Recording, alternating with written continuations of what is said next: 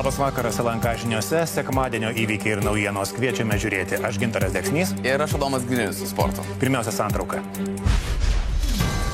Ar nesileidžiame maustomi prekybininkų, kai perkame neva nukainotas prekes? Ir ar padedame kovoti su maisto švaistymu, pirkdami besibaigiančio galiojimo produktus? Nereikės prekybininkų atiduoti maisto banką, nereikės prekybininkui utilizuoti ir mokėti už utilizaciją. Pirkėjas už jį atliks. Šiukšlių pakelėse ar šalia stotelių ne tik daugėja, bet ir stebina, kas išmetama. Pavyzdžiui, 8 maišai su žuvų galvomis.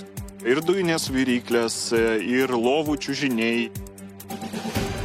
Dėl blogos savijautos vis dažniau kaltiname darbą, tad įmonės jau kviečiasi ir psichologus. Cinizmas darbė ir kolegų atžvilgių, ir aš užsidėjau šitą varnelį ir supratau, kad tai apie mane.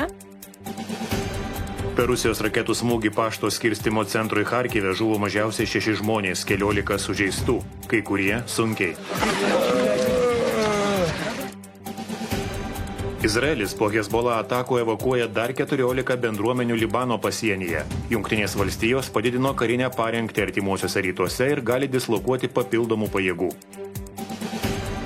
Jungtinė karalystė jau 3 dieną siaubė galingas vėjas, smarkus lietus ir potviniai, žuvo 3 žmonės. Audra Babetė pasiekė ir Šiaurės Vokietiją, ten medis užmušė moterį, o danai sako, kad tokios stichijos nematė 110 metų. O Šiauliuose priimti naujagimius padeda graikės, pirmos studentės iš užsienio, sako Lietuvoje gera mokykla, nes Graikijoje natūraliai gimdo jau tik kas 5 moteris. Jau 3 praktikos dieną akušerė man leido priimti gimdymą, tai buvo labai įsimintina akimirka.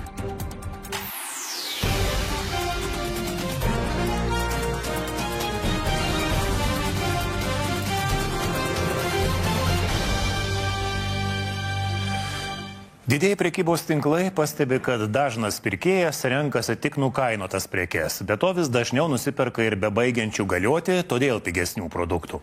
Tačiau kainų analitikai tikina, kad nuolaidos tik akių dūmimas, o skatinimas pirkti besibaigiančio galiojimo maistą – žaliasis smegenų plovimas. Plačiau Gustė Valentinavičiūtė. Vis dažniau į parduotuvę gyventojai ateina medžioti